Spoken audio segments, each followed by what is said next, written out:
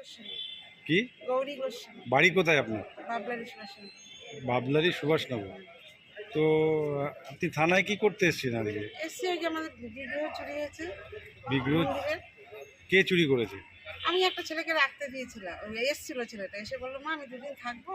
বাচ্চা ছেলে, 18-19 বছর বয়স হবে। সে কি বাবাজির বেশে? বাবাজির বেশে আচ্ছা। বিবাহ বসন করা, মালা তিলক সবই সাজানো ও, দিয়ে, তখন হচ্ছে দুদিন থাকবি যখন, তাহলে ঘরে আর শুতে দিইনি, বাইরে শুতে দিয়েছি। হ্যাঁ। বাইরে শুতে দিয়েছি, আমিও ওর পাশে শুয়েছি।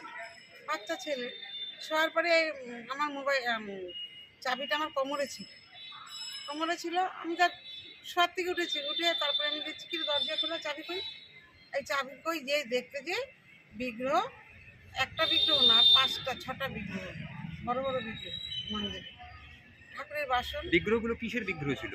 সবই পিতলের, এই যে বিক্রি হয়েছে সেই এখানকার। আর আমার রাধা গোবিন্দ ছিল বৃন্দাবনের।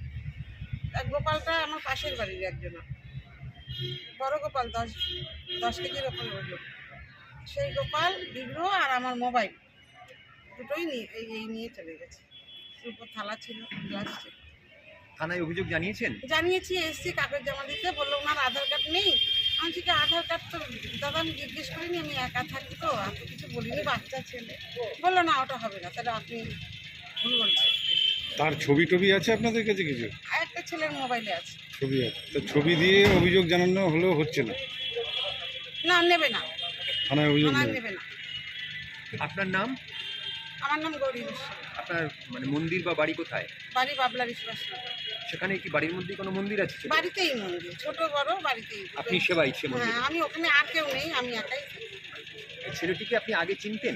2 বছর আগে একবার এসে 2 মাস খানিক ছিল, তারপরে এই আবার দ্বিতীয়বার এলো। আবার 2 বছর পরে এসে বলল সেই না- পরিচিতির সোর্সেই আপনি থাকতে দিয়েছিলেন? হ্যাঁ, শুক্রবার দিন রাত্রে এসছে, কালকে তো রোববার গেল, কালকেই রাতে 12টা পর্যন্ত বলতে পারবো, তারপরে আর বলতে পারবো না, কারণ 12টার পরে আমি উঠেছি শোয়া।